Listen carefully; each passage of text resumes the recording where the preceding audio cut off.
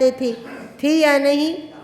आप लोगों ने जाना कि ईश्वर सृजन करता, पालन करता और संहार करता है, तो हम लोगों को भी ये ताकत ईश्वर के द्वारा दी गई है।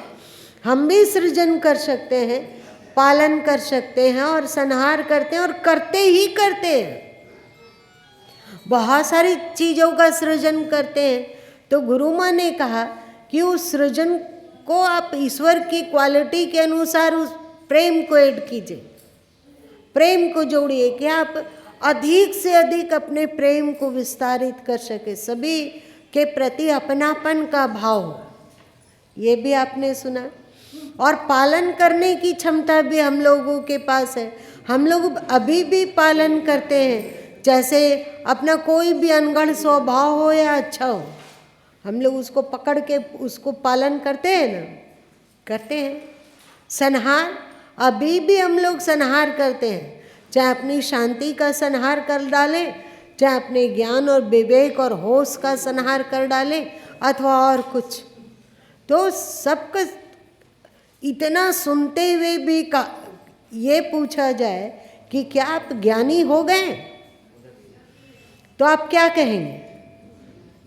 आप ज्ञान की इतनी बातें सुने, आप लोग इस अद्भुत बात सुने कि हम लोग ब्रह्मांड का एक हिस्सा हैं, और क्यों नहीं राग और द्वेष से, क्यों श्री कृष्ण राग द्वेष से ऊपर उठने कहे, क्यों वे समता में का उपदेश किए, ये सब जाने, सुनने में बहुत भाव विभोर हुए, सही है ना। लेकिन अब कहोगे कि हम उससे एकदम संतुष्ट हैं, तृप्त हैं, और अब हमें ज्ञान मिल गया, ऐसा बोल सकते हो क्या? नहीं। इसका मतलब हम लोगों ने पहले विगत जीवन वगैरह में ज्ञान को बांटा नहीं है। ज्ञान का दान करने का कोई हमारे पास ऑप्शन नहीं था, इसलिए सब ज्ञान की बातें सुनते हुए भी जितना टिकना चाहिए नहीं टिकता है। पर ये तो बात एकदम सही है कि जो शाहबंदी ग्रुप से जुड़े हुए हैं और नित्य प्रतिदिन सत्संग सुन रहे हैं, दिन भर में बहुत सारे बहनें अथवा भाई ऐसे हैं कि प्रतिदिन का सत्संग जब तक सुन नहीं लेते हैं ना, तब तक उनको बहुत बेचैनी लगती है, अच्छा नहीं लगता है। तो ये तो एकदम पक्का है कि धीरे धीरे आप सबों के भीतर भी गहराई और साथ साथ में अध्यात्म पुष्ट होता जा रहा है। सही है गलत? जब हम लोग शाहबंदी ग्रुप नहीं था और कोई इस तरह का आपके पास फेसबुक भी नहीं था कि ज्ञान सूत्र इत्यादि का पठन पाठन किया जा सके, तो उस समय की जो मन स्थिति थी और आज जो आपका मन स्थिति है उसमें बहुत अंतर है। जो सुनते हैं उनको क्या वे इससे सहमत हैं? अब ज्ञान उस हम लोगों के स्वभाव में सकारात्मक सुधार हो रहा है। अब हम लोगों को अपनी गलतियां पता लगने लग जाती है कि नहीं, ऐसा तो हो जाता है, ऐसा तो हम लोगों में होता है ना। अब यदि हम लोग ऐसे समय में ज्ञान का थोड़ा सा भी दान करना सीखें, दान करने का तात्पर्य ये जो नहीं है कि आप ग्रंथ खरीदें और ले जाके निःशुल्क बांट दें, ये नहीं। फिर वो पढ़ेगा कि नहीं पढ़ेगा पता नहीं है। केवल अलग अलग लोगों तक पहुंचाने का उद्देश्य नहीं है, उद्देश्य है कि लोग उसको पढ़ें और जानें। तो ऐसे अगर आपके दिमाग में कोई ऐसा आता हो तो आप प्रेरित कर सकते हैं। अपने रिश्तेदार में बहुत सारे लोग होंगे जो कि सत्संग में नहीं आ पाते हैं अथवा वे यहाँ से नहीं जुड़े हैं, उन लोगों को प्रेरित कीजिए। ये ज्ञान का दान हुआ। ज्ञान के प्रसारण करने में आप गुरु के भी सहयोगी बन रहे हैं और गोविंद के भी सहयोगी बन रहे हैं। आप लोग चाहते हो ना कि आपके बच्चे सही हो, चाहते हो ना? तो उसी तरह ईश्वर भी चाहते हैं, गुरु भी चाहते हैं कि उनके सभी बच्चे की क्वालिटी, मानस क्वालिटी बिल्कुल ऊंची होनी चाहिए। तो इसके लिए ज्ञान चाहिए, सत्संग चाहिए, कर्मकांड नहीं। आप अभी त्रिवेणी में जाएं और डुबकी लगा के निकल आएं, उसमें ज़्यादा शांति की अनुभूति होती है, या आप अध्यात्म में डुबकी लगाते हैं, चाहे वो कबीर बानी हो, चाहे वो श्री कृष्ण गीता बानी हो, तो उसमें ज़्यादा आपको शांति का अनुभव होता है अध्यात्म में।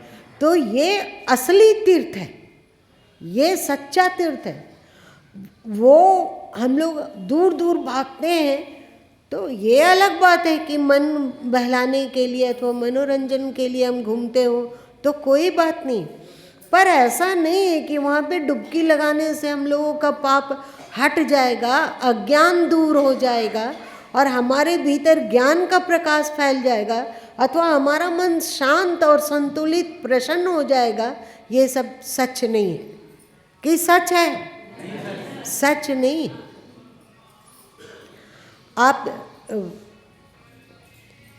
त्रिवेणी में, मतलब प्रयाग कुंभ के त्रिवेणी में डुबकी लगा के देख लीजिए, आप देख लीजिए, और आप सबद खंड अध्यात्म का आश्चर्य, अध्यात्म का रहस्य, अध्यात्म का मार्ग, उसे मन लगा के 1 घंटा पढ़िए। अभी 20 किलोमीटर का लाइन है वहाँ, और उस लाइन को पार करके त्रिवेणी में डुबकी लगाने में कम से कम 2-3 घंटा लगेगा कि नहीं? हो सकता है कि ज़्यादा लग जाए। तो आप वहाँ डुबकी लगाएं और अपने मन को टटोलिए कि आपका मन क्या हुआ, कितना बदला, कितना प्रफुल्लित है, कितना दिव्य ज्ञान विज्ञान से दिमाग भर रहा है। और आप 3 घंटा के लिए कोई गुरु माँ के साहित्य को पढ़िए और उसके बाद देखिए कि आपके दिमाग में क्या हुआ। मेरी बात समझ में आई क्या? बहुत अंतर है।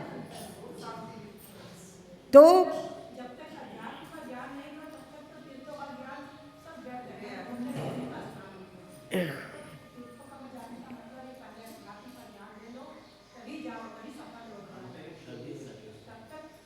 तो ये ज्ञान ना बहुत कीमती है, बहुत कीमती है। हम लोगों के पास टिकती नहीं है, ये समस्या है। बहुत बहुत अब टिकना शुरू हो रहा है। लकड़ी का चलनी अब नहीं बनता है कि बनता है? लकड़ी का चलनी बांस का बनता है। तो उस चलनी में पानी भरना चाहें तो क्या होगा? सब गिर जाएगा।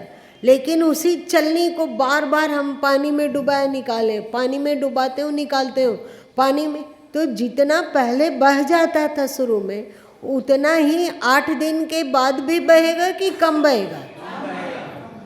काहे? हाँ, बहादुर। उसी तरह पहले हम लोग जब सत्संग में सुनते थे तो अभी सुने, इस कान से सुने और इस कान से निकल गया, पर अब पहले की तुलना में सुधार हुआ है। आप लोगों में सुधार हुआ है नहीं? बहुत सुधार हुआ। और अब थोड़ा थोड़ा हम लोगों के भीतर ना अध्यात्म टिकने लगा। ये बहुत कीमती बात है। इसके लिए गुरु और गोविंद को,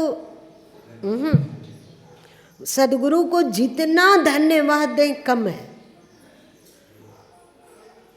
हम लोग जैसे व्यक्ति जो कि संसार में डूब रहा था, उसमें अब अध्यात्म कुछ कुछ टिकने लगा, अध्यात्म का बोध थोड़ा थोड़ा टिकने लगा। तो इसीलिए तो कहा गया कि गुरु हैं बड़े, गोविंद से मन में देखो विचार, हरि सिरजे ते वार है, गुरु सिरजे ते पार। आप ईश्वर की पूजा तो ये मंदिर में या तीर्थों में बचपन से कर रहे थे, है ना? और हो सकता है कि जन्मों जन्मों से कर रहे थे, पर आपको क्या ज्ञान का और शांति का मार्ग मिल जा रहा था? नहीं मिलता था। पर यदि किसी ज्ञानवान गुरु से जुड़ते हैं, आत्मज्ञानी गुरु से जुड़ते हैं, अध्यात्म ज्ञान से संपन्न सदगुरु से जुड़ते हैं, तो फिर हम लोगों के दिमाग में शांति अथवा राग द्वेष में कमी, राग द्वेष हो भी जाता है ना, तो फिर तुरंत याद आ जाती है कि अरे गुरु माँ ने कहा था।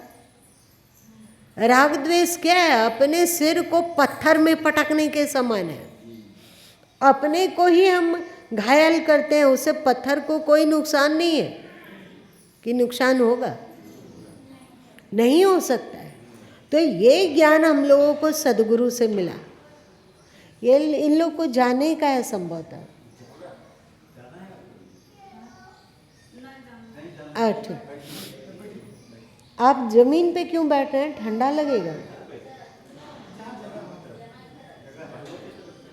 हाँ, तो इसीलिए तो अब हम ज्ञान में थोड़ा और उर्वरा होना चाहते हैं, और अधिक हम अपने भीतर, तो कोशिश कीजिए कि ज्ञान का प्रचार करें। इसमें सदगुरु की सहायता कीजिए। आप कहोगे कि सदगुरु को, अब आप बताइए, आप लोगों को किसी न किसी से तो दोस्ती होगी ना, जिससे कि अपने दिल की बात अच्छा से शेयर करते हो। चाहे वो आप माँ लोग को तो सबसे ज़्यादा दोस्ती अपनी बेटियों से होती है। अपना एक एक बात उसको खोलते हैं ना। अगर किसी की बेटी का बच्चा उसकी बेटी का इज्जत नहीं करता है, तो आप समझाते हो ना। मतलब आपके मित्र के बच्चे आपके मित्र का सम्मान नहीं करते हैं, तो आपको दर्द होता है। और आप उन बच्चों को समझाते हो कि ऐसा मत करो, तुम्हारे पिताजी अथवा माँ बहुत ही उदार दिल की, उसको समझो, वे तुम्हारे जन्मदाता हैं। बोलते हो कि नहीं? क्यों बोलते हो? क्योंकि वो आपका मित्र है और उसकी खुशी में आपको खुशी मिलती है। ऐसा होता है ना। वैसे ही संत लोगों के मित्र वो है।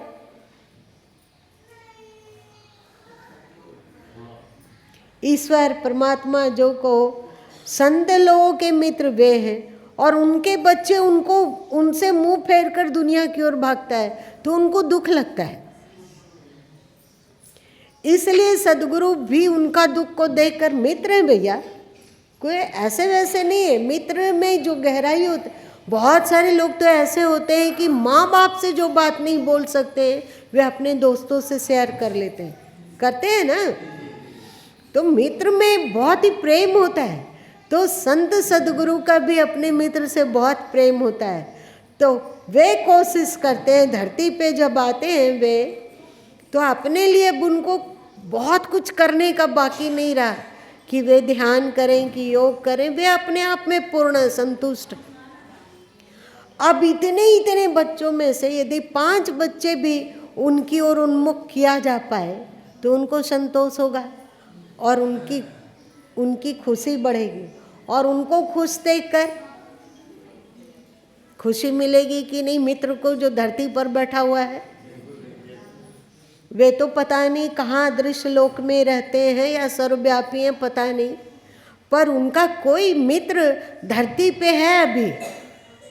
तो वो मित्र चाहता है कि उन ईश्वर के बच्चे ईश्वर की ओर उन्मुख हो। इसके लिए तो ज्ञान का प्रचार होगा ना।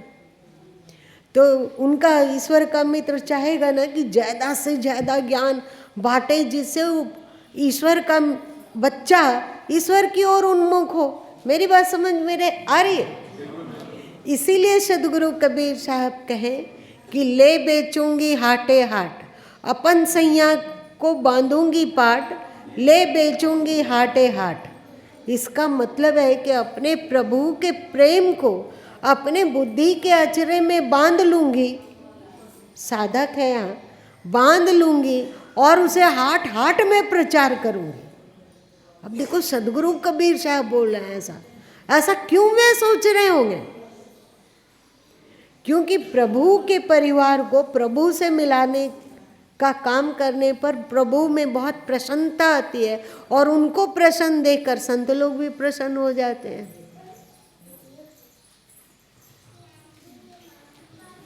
यहाँ पर कौन कौन है जो ज्ञान का प्रचार प्रसार करने की थोड़ी या अधिक कोशिश करते हैं? अच्छा, ठीक, बहुत अच्छा, बहुत अच्छा। तो इसका जैसे जैसे आप इसमें सहभागी बनते हो वैसे वैसे आपके भीतर ज्ञान टिकने लगेगा। और ज्ञान टिकने से क्या होगा, ये बात मत सोचो कि ज्ञान टिकेगा तो तुम वैकुंठ चले जाओगे, ज्ञान टिकेगा तो तुम स्वर्ग चले जाओगे। ये बात गुरु माँ नहीं कहते। ये कहते हैं कि ज्ञान टिकेगा तो तुम्हारा जीवन ही स्वर्ग और वैकुंठ बन जाएगा।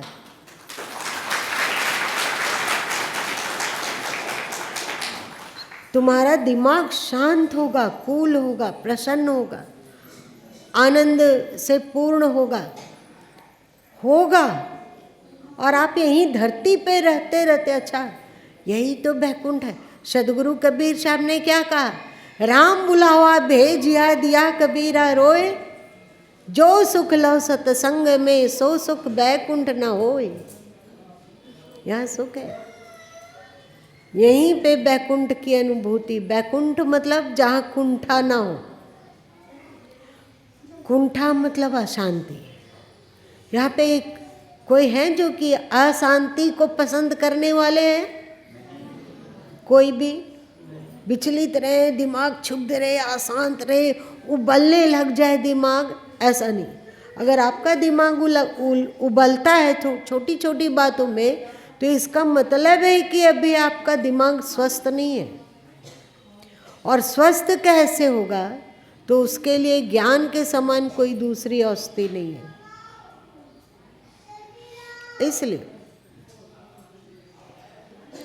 इसलिए आपकी कोई सहेली है, उसके घर जाते हो और देखो कि उसमें अभिरुचि है अध्यात्म का,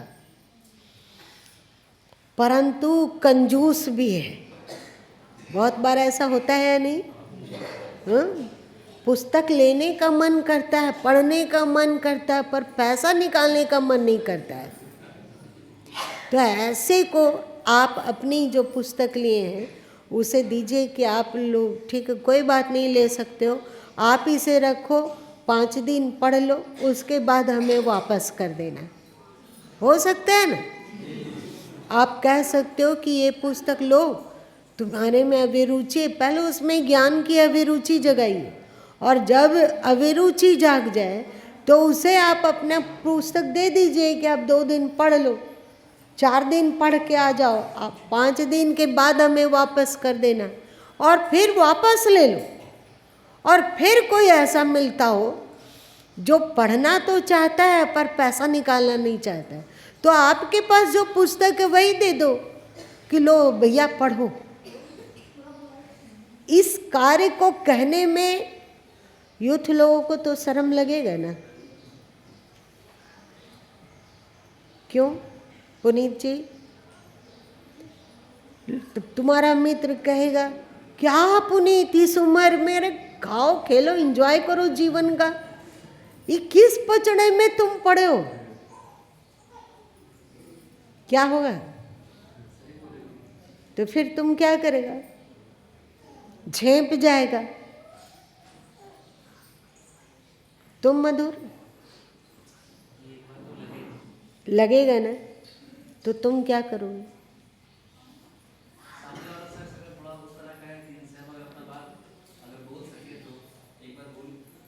लेकिन एक बार बोलोगे कैसे? वो तो तुम्हारा मजाक उड़ा रहा है, और जो मजाक उड़ा रहा है वो तुम्हारी बात कैसे सुनेगा?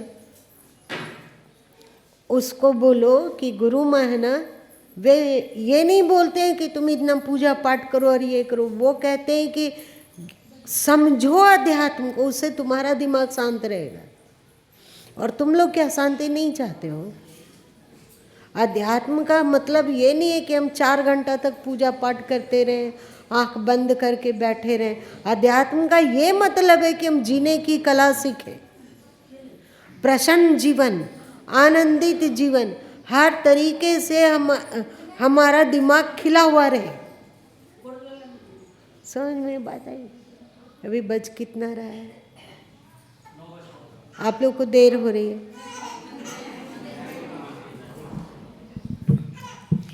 अच्छा, अगर नहीं देर हो रही है तो 10 मिनट में एक रहस्य की बात बताते हैं, जो कि आप लोगों को, अगर आप लोग जानोगे तो वो बहुत अच्छा है। तो उसको सुनो कि आप लोग जानते हो कि आपके रीढ़ में कितनी हड्डियां हैं?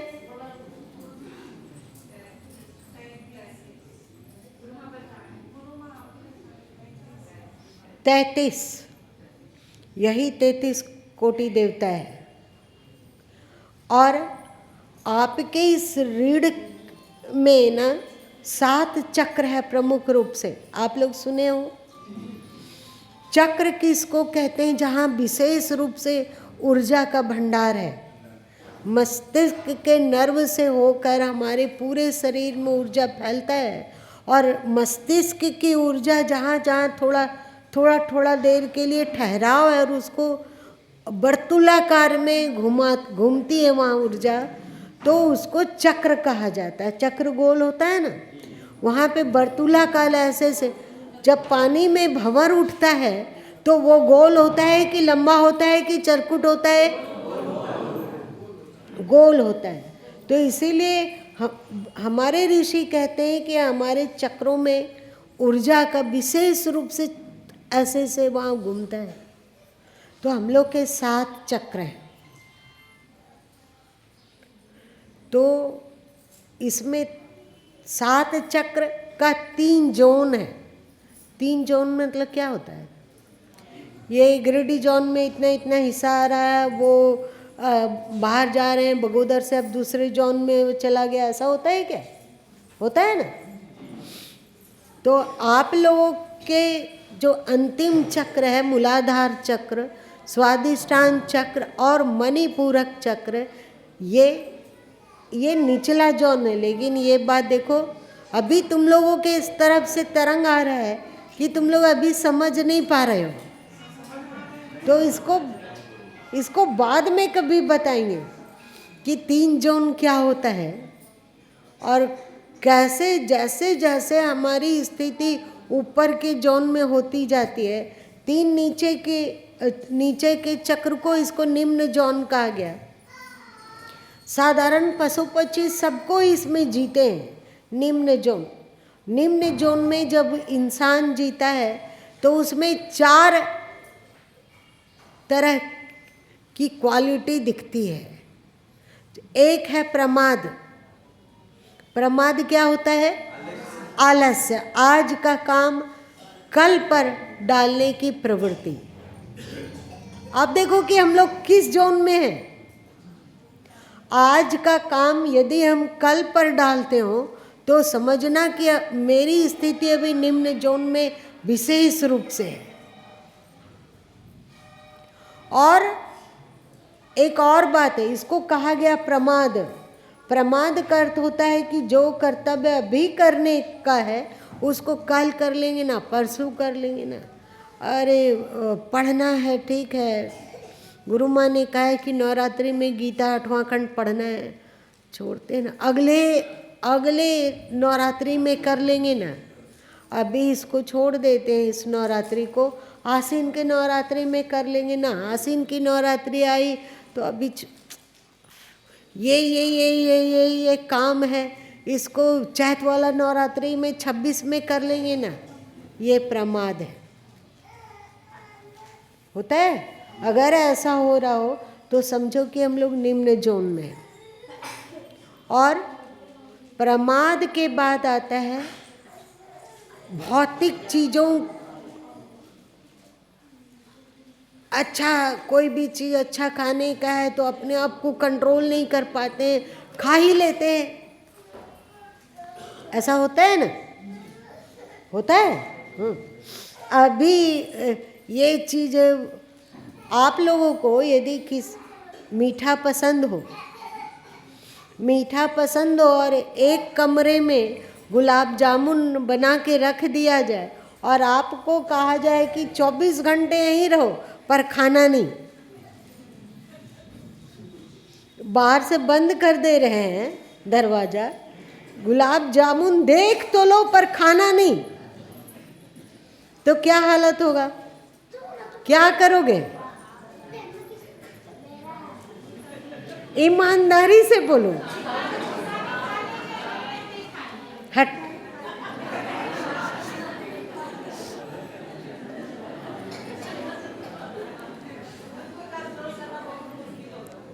कंट्रोल करना बहुत मुश्किल है। ये नीचे के जॉन की स्थिति को बता रहा है।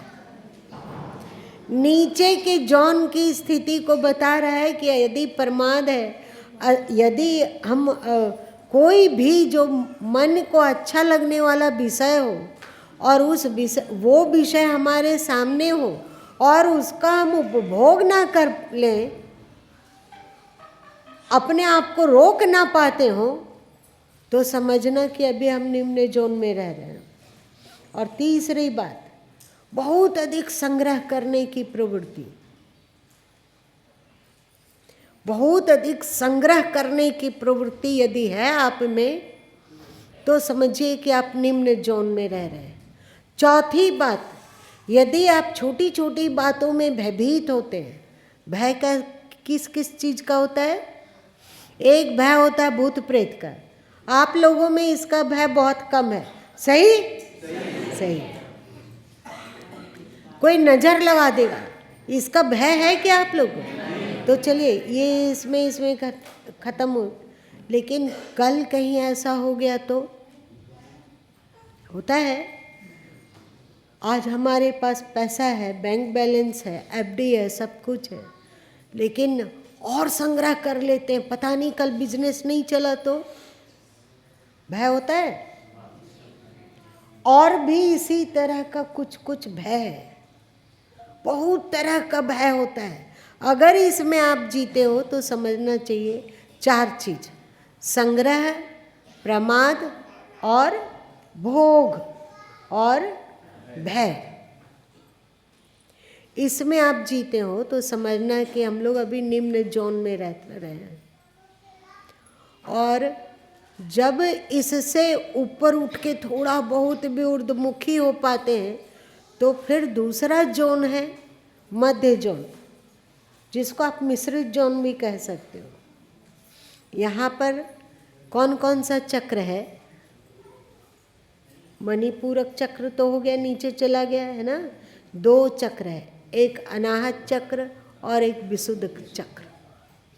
यहाँ भी यदि आप यहाँ पर अटकते, आपकी ऊर्जा यहीं अटक जाती है, इसके आगे नहीं जा पाती है, तो आपके भीतर जो क्वालिटी आएगी, जिसके द्वारा आप जानोगे कि आप किस जोन में हैं, वो है पहला, कभी श्रद्धा कभी संदेह।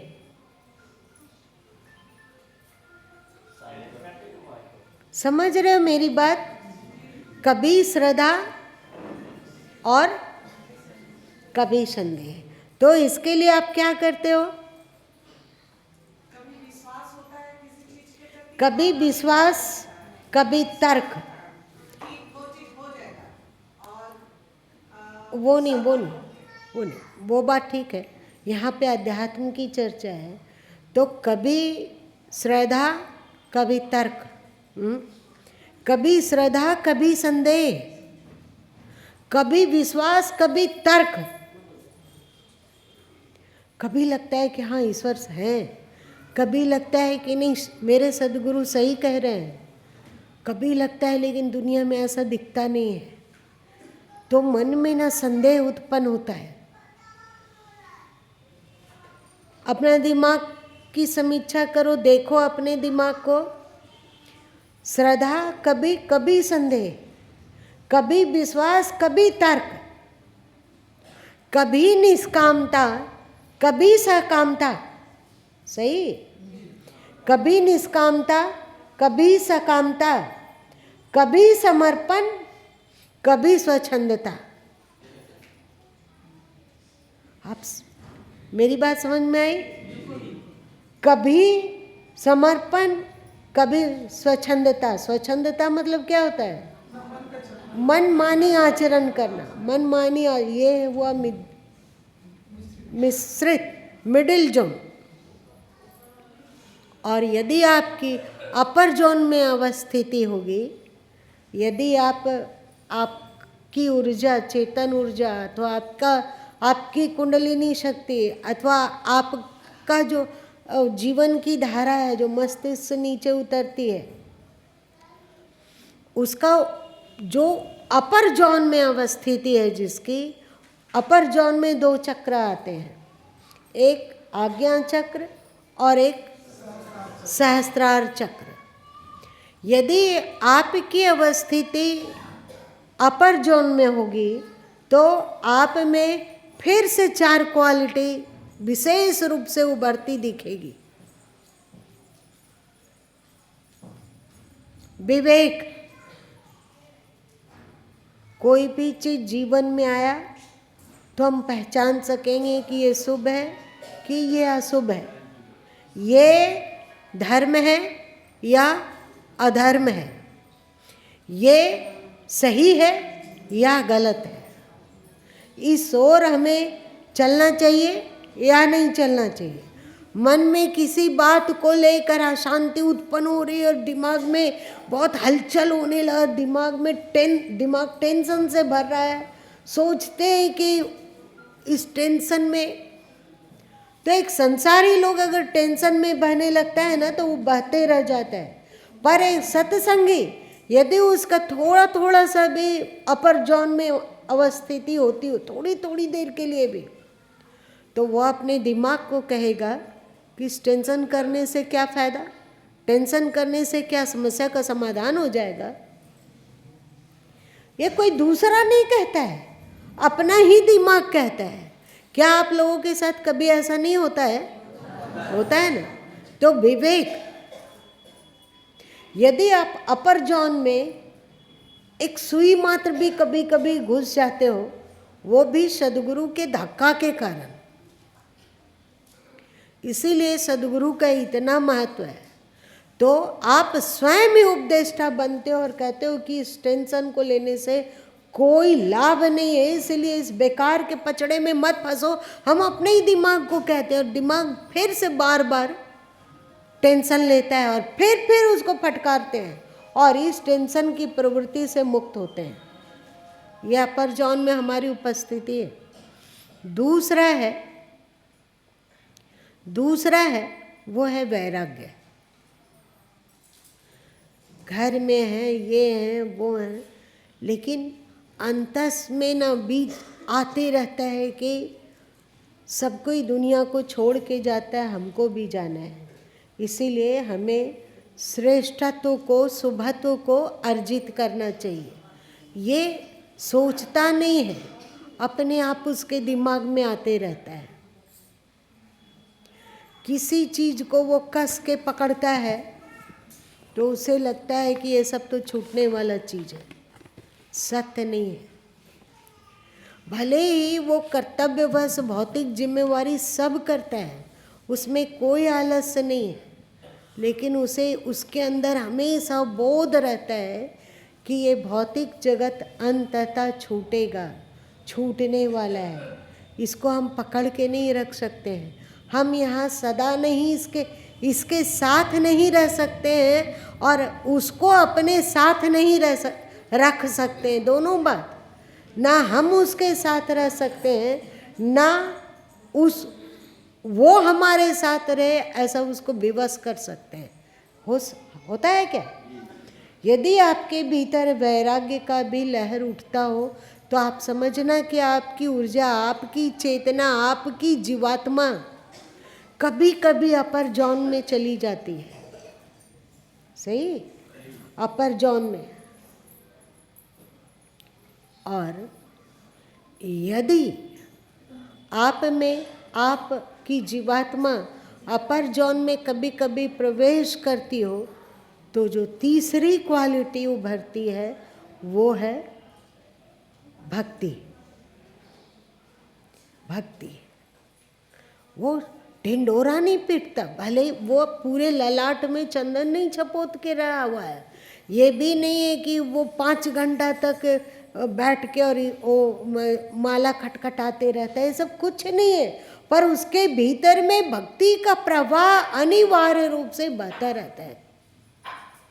ईश्वर के प्रति भक्ति, सदगुरु के प्रति भक्ति, और वो उसका दिल दिमाग ना भक्ति में विभोर होता है।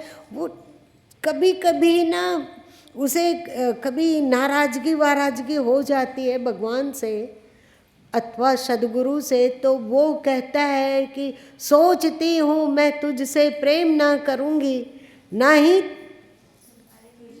ही तुम्हारे लिए रोऊंगी, पर भूलती हूँ या क्षण में दर्द उठ जाता है फिर से मन में। ये है भक्ति। कभी कभी किसी बात को लेकर खींचतान होता है, पर उनके बिना रहा नहीं जाता है। उनसे प्रेम के बिना समय कटता ही नहीं है। कोई है अंदर में बैठा हुआ जो कुछ हो या ना हो फिर भी फिर ईश्वर के प्रति भक्ति हो ही जाती है। सदगुरु के प्रति प्रेम को हम छोड़ नहीं पाते हैं, ईश्वर के प्रति प्रेम को छोड़ नहीं पाते हैं। ये स्थिति आने लगती है। अगर ऐसा हो तो समझना कि तुम्हारी जीवात्मा कभी कभी अपर जौन का यात्रा करने लगी है। और चौथी बात है वो है होश। होश, आपका होश जितना अधिक सघन है, आप अपने होश से अपनी परीक्षा करो। आपका होश जितना अधिक सघन है, आप समझो कि उतने ही ज़्यादा आपकी जीवात्मा अपर जोन में टिकने लगी है। मेरी बात समझ में आई है? और फिर बाहरी होश तो रहता ही रहता है। अब उसको इतना होश है कि मन के भीतर एक बाल इतना भी विचार उठता है ना, तो वो होश पूर्वक उसको जानता है। उसके वाच के अंदर ही विचार उठ सकता है। आप लोगों में से यहाँ कौन कौन है जो नहीं समझ रहे हैं मेरी बात को? हाथ उठा लो ईमानदारी से। मेरी बात समझ रहे हो सब के सब? आप नहीं समझ पा रहे हो क्या? होश वाली बात, होश वाली बात नहीं समझ में आ रही है? आप लोग को पता होता है कि मन में क्या विचार उत्पन्न होता है? कभी कभी देख लेते हो, पर ऐसा नहीं है कि सब विचार हमारी दृष्टि से होकर गुजरे, ऐसा नहीं। कुछ मन में आते रहता है और हम लोग को पता नहीं चलता है। अभी आप बेहोश में हैं और आप उस दरवाज़ा से अंदर आ रहे हैं, आप जानते हैं कि यहाँ भी गुरु माँ आने वाले हैं। आपके रास्ते में किसी ने कुछ चढ़ाया होगा अथवा कुछ किया होगा, एक काला प्लास्टिक उड़ रहा है। आप फिर वो देखे, पर देखते हुए भी वो आपको नहीं दिखा। आप आगे निकल गए, मतलब आप मूर्छित हैं। देख लेंगे कि यार सामने में काला प्लास्टिक उड़ रहा है, देख लेने पर हमें ये विश्वास है कि आप उठा के उसे डस्टबिन में जरूर डाल दोगे। सही है गलत? सही है। लेकिन वो आपको दिखा ही नहीं, आप बेहोश हैं। आप बेहोश हैं। अपने होश को सघन कर, जब आप बाहर में होश को नहीं संभाल रहे हैं तो आपका मन, आप मन के प्रति होश कैसे संभाल पाएंगे? होश मतलब हमारी जानकारी में जो कुछ हो, जानकारी में हो। हमारे भीतर जैसे ही तनाव वाला तरंग एक उभरा, वैसे ही हमें पता चल जाए कि ये तनाव की ओर हमारा दिमाग जा रहा है। तुरंत होश में रहें और उसको कंट्रोल करें। मज़े की बात ये है, आपको बता रहे हैं कि जब तक आप होश में रहेंगे और दिमाग को देखते रहेंगे कि तनाव नहीं उठना है, और 1-2 मिनट में आपका उधर से होश चुकता है और फिर से मन में तनाव वाला विचार उत्पन्न होता है। आप लोगों ने अनुभव किया है? अभी मन को डांटा कि तनाव करने से क्या फायदा, और अभी डांटा मन एकदम शांत हो गया।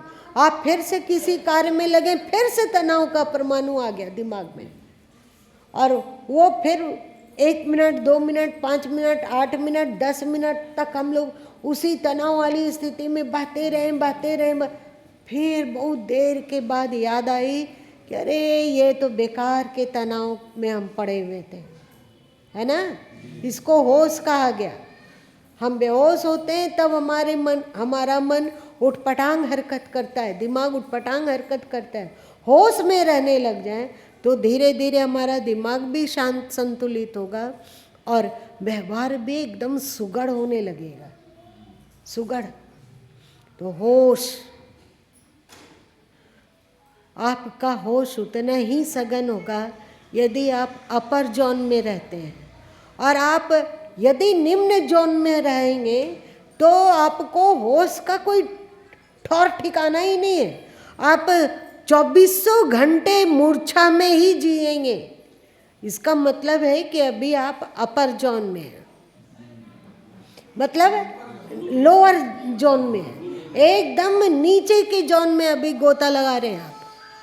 जितना गंभीर आपकी मूर्छा होगी उतना ही ज़्यादा आप लोअर जोन में स्थिति है, इस बात को समझो।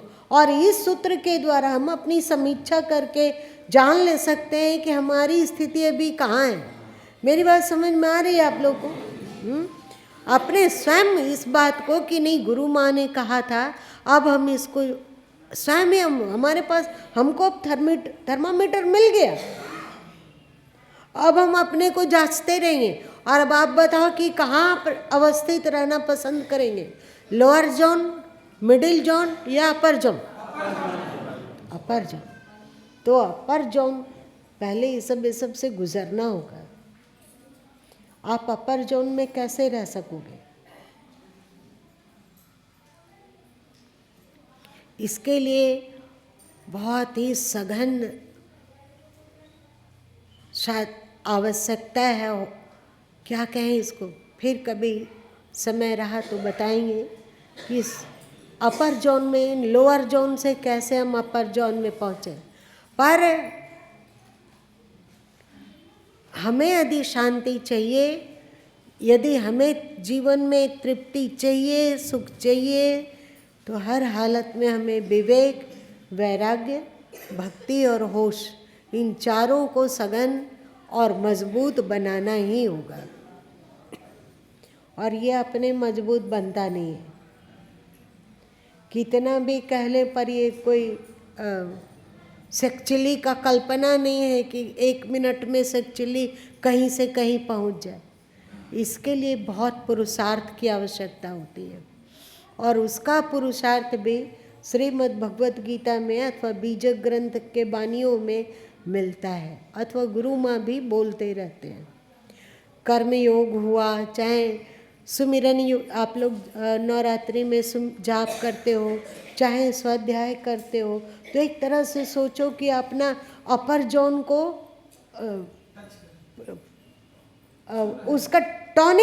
उसको टॉनिक दे रहे हो, अपर जोन को टॉनिक देते हो। बीच बीच में आप सत्संग सुनते हो तो क्या लगता है आपका अपर जोन मजबूत हो रहा है या नहीं? आप ठीक से देखो।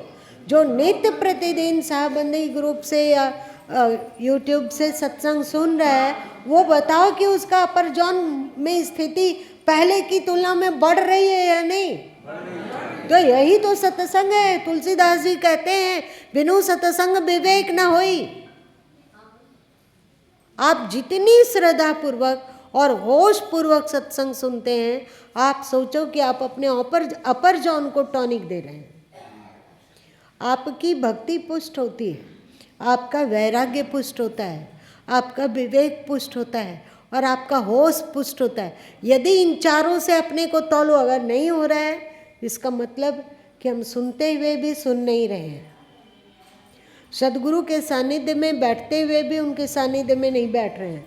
हमारा मन कहीं कुछ और करता है और हम लोग शरीर से यहाँ उपस्थित रहते हैं। ऐसी बात समझ में बात आई? अब इसके द्वारा अपने आप को जांचते रहो, और जैसे जैसे हम लोगों के भीतर अपर जोन विकसित हुआ और हमारी थोड़ी थोड़ी भी अवस्थिति होने लगी, वैसे वैसे जीवन में शांति, सुकून, सफलता प्रेम, अपनापन, स्वभाव में सुधार इत्यादि बहुत कुछ आने लगता है। और नहीं आ रहा है इसका मतलब कि आप लोग गलत, आप लोग भली भांति साधन को नहीं अपने जीवन में उतार पा रहे हो। आप सामने आते हो और फिर भूल जाते हो।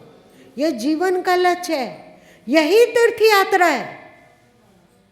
यही तीर्थ यात्रा है कि आप अपर जॉन से उठकर लोअर जॉन से उठकर अपर जॉन में पहुंच जाए।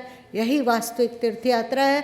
और जो इस तीर्थ यात्रा को कर पाता है उसी को ही मोक्ष मिलता है। उसके सारे पाप नष्ट हो जाते हैं और वो कृतकार्य हो जाता है और वो जीवन में परम शांति और परम सुख की अनुभूति करता है और हमेशा खुश रह पाता है।